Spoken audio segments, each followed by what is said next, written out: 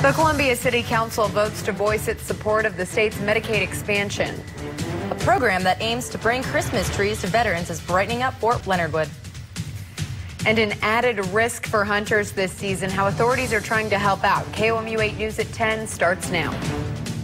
From Studio 8A, coverage you can count on in high definition. This is KOMU 8 News at 10.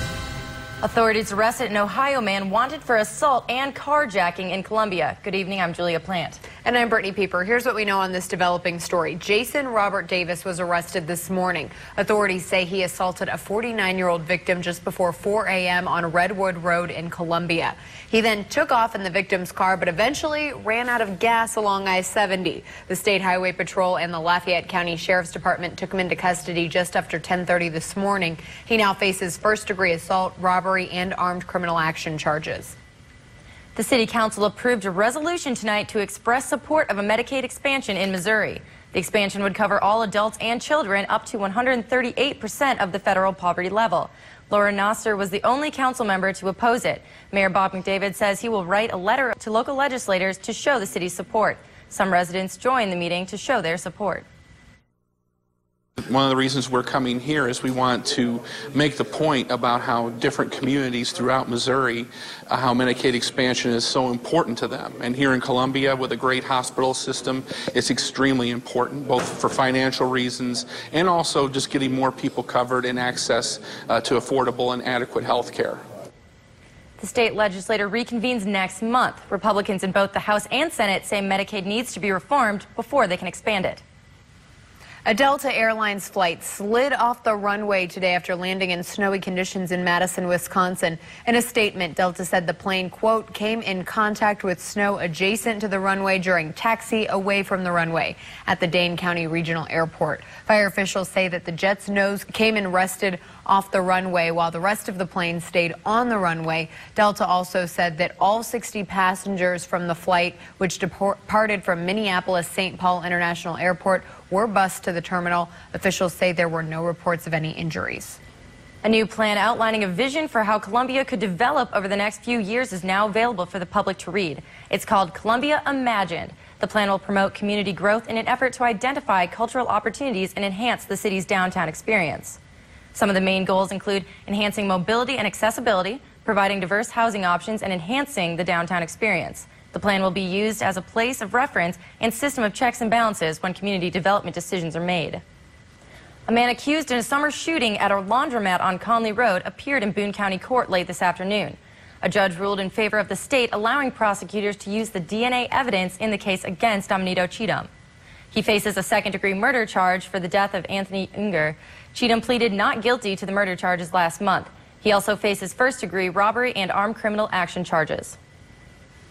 Nicholas Thomas pleaded not guilty in court today for first-degree murder. Thomas faces that charge for the death of 17-year-old Travion Marshall at McKee Park this summer. Thomas's trial has not been set yet. Back in August, Columbia police arrested Thomas and two others, Joshua Murray and Kimberly Hewitt Lindsay, in connection with that crime.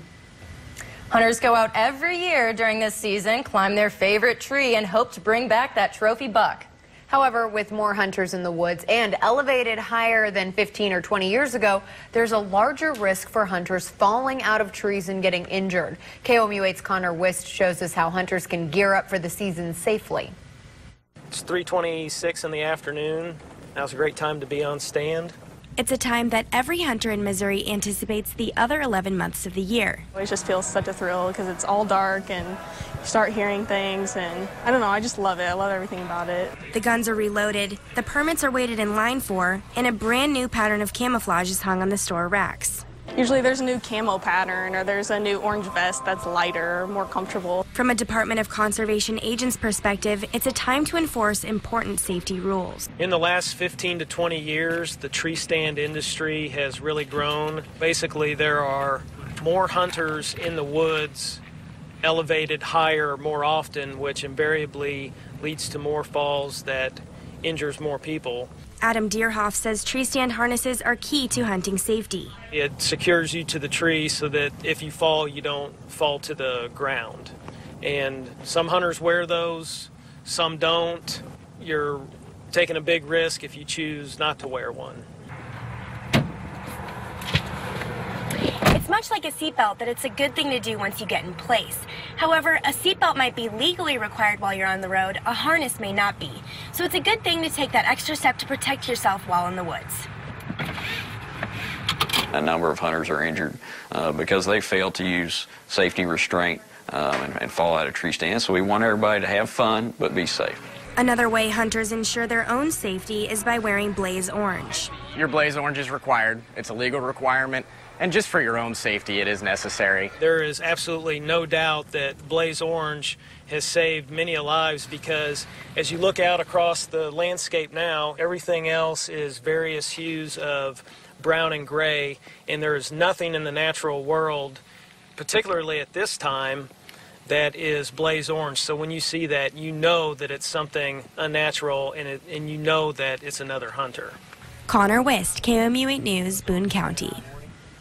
Missouri's Department of Conservation will make the full move to e-permits next year. You can purchase your tags online and then just print them out and use them just like you would a normal deer tag that you bought in the store. Well, the snow is still on the ground, but crossing my fingers, that could be changing. Let's turn it over to Dave at the weather desk to hear all about that. It won't be on the ground too much longer because we're going to get some warmer temperatures into mid-Missouri. Maybe not completely melted by tomorrow, but certainly I think by Wednesday it will. There's a clear scan of live Doppler 8 first alert radar. We've got a few clouds out there, no doubt. And way up to the north of northern Macon County, there might even be a little bit of light freezing drizzle and regular old rain up there with that cloud cover. Temperatures are still pretty chilly. 37 at the lake, 32 in Versailles, at 31 in Jefferson City, and a chillier 22 degrees up at Macon. Now, during the overnight hours, we will see variable degrees of cloudiness. The morning time temperature at about 28 degrees by the time you're out the door and headed for work. Again, tomorrow, Wednesday, and Thursday look a whole lot better. I have details coming up on KOMU 8 News at 10. We might not get a white Christmas, but some vets are guaranteed to get a Christmas tree. It's a mission to bring a little extra holiday cheer to military families this Christmas while many of their loved ones are serving far from home.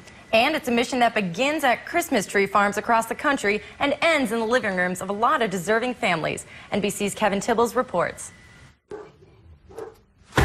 This Christmas, Sergeant First Class Ryan Moreno has been deployed to the living room to share in something his young family has never had before. This is our first real tree. A tree that started its journey 1,000 miles away in Rochester, New York. One of 17,000 donated to Trees for Troops by 450 farms around the country. For soldiers here at home and around the globe, lighting up the season for 8 years. I think it's something special and just gives them hopefully a little joy and remembrance of times at home, and we can't wait for them to come back. Local school kids adorn each tree with a heartfelt message. Then they're loaded with military precision onto FedEx trucks by veterans and whisked to destinations as far away as the Middle East and Guam. Here at Fort Leonard Wood in Missouri, families line up in the December cold to choose that special one. It's a blessing that they come all this way with all these trees just for the military. I mean, it's just, it just blows my mind every year that they do this. Putting trees in every soldier's house and helping out soldiers. It's a good thing. Single soldiers like Private First Class Gail Brickley don't get trees, but she's here helping wives whose husbands may be away. Makes Christmas feel like Christmas. Oh, and something else. It makes Christmas smell like Christmas, too. Fresh. Like really fresh. The Moreno family's found the perfect one. She approves. We're good to go. Back home, 9-year-old Brianna has her favorite decoration. So you got that one when your dad was in Afghanistan? Yep. A tradition complete. A family together around the tree for Christmas. I think this is a beautiful tree. Don't you think, Diana? Kevin Tibbles, NBC News, Fort Leonard Wood, Missouri. The U.S. Senate has confirmed Jay Johnson as the new Secretary of Homeland Security. The final vote was 78-16. Johnson is a national security expert and was also the Defense Department's general counsel during President Obama's first term. Johnson succeeds Janet Napolitano, who left to become the president of the University of California system. President Obama released a statement saying he was pleased that Johnson was confirmed with broad bipartisan support. Mixed opinions are swirling over the possibility of Ukraine's leaders striking a financial deal with Russia. Massive protests against the president's decision to reject closer ties with the European Union have been happening for a few weeks now. Ukraine needs $10 billion to stay afloat in the coming months. Analysts don't believe Russia's President Vladimir Putin will be generous in giving Ukraine aid, given the current political crisis it faces. Around the world in 16 months. 2 Brits take to the road in an ungainly contraption. That's coming up next.